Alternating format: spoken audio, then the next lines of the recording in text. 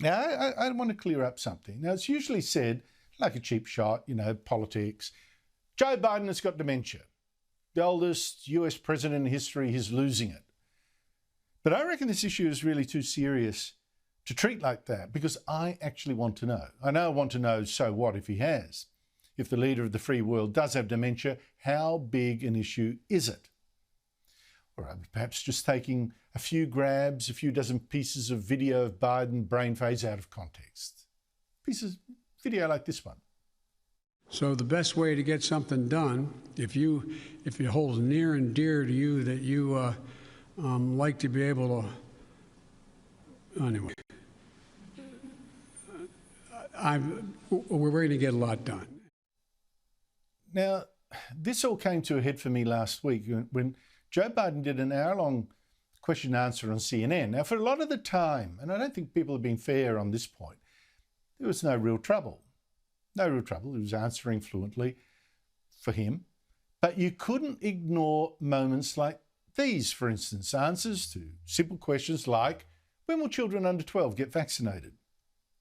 And I've heard you speak about it because I'm not being solicitous, but you're always straight up about what you're doing. Yeah. And the question is whether or not we should be in a position where you are, why can't the experts say, we know that this virus is in fact, it's going to be, or excuse me, we know why all the drugs approved are not temporarily approved, but permanently approved. That doesn't seem quite right to me, but let's ask an expert. Joining me is psychiatrist and author Tanveer Ahmed. Tanveer, it's great to catch up. Look, I know that you can't diagnose someone just from a few video clips. You need the full range of tests and all that kind of thing. But looking at grabs like that and others that we've run over the last year or two, do you see anything that makes you think, well, something is not quite right? Look, I think it's absolutely reasonable to raise concerns. It's understandable, age 77, the oldest president, these concerns would be raised. Similar thing was raised when Reagan was in power. Some of the key early signs of dementia, Andrew, is short-term recall, losing track of your thoughts, and we're seeing some key examples there.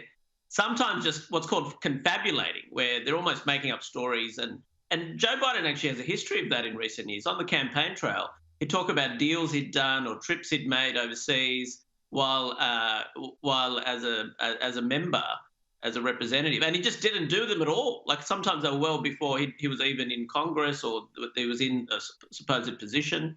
He refers to Kamala Harris as president sometimes. So he definitely shows some signs of short-term memory loss, confabulation. And look, he does have a bit of history. Just thinking about his medical history, he's had 2 blood aneurysms 20-odd years ago, just over 20-odd years ago. Now, that suggests he may have some vascular disease. Now, his physician did see him a couple of years ago and gave him a clean bill of health. He also has some acid reflux, which sometimes explains his hoarse voice. He gets that too. But look, I think it's perfectly... Once you're over the age of 75, Andrew, almost 1 in 5 people have some signs of early dementia. And with Joe Biden, you definitely get... I don't think it's unreasonable to ask the question. Now, it could be... the debate is this what's known as benign senescence, which is really... It's a bit of ageism, but it's ageism grounded in fact that as you age, you can just get little bouts of short-term memory loss. But as long as it's not sustained, you can say, okay, no, he's still got a clean bill of health.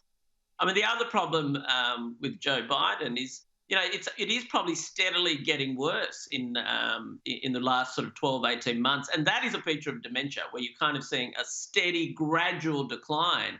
So there's some big questions. I don't think it's unreasonable to raise these questions. We should give a bit of a historical backdrop here. But what I ask you too then is, so what? Look, to underline, I am taking clips from interviews where for the most part there's no problem at all, right? It's talking fine and then suddenly, boom, the memory goes. So what is actually the problem, even like with early dementia, for instance? Are you actually fine? Is your judgment still perfectly okay? Once you get back your train of thought, you recollect that, oh yeah, that's where I was going. Or are you really not quite up to the job? Depends what stage of it is.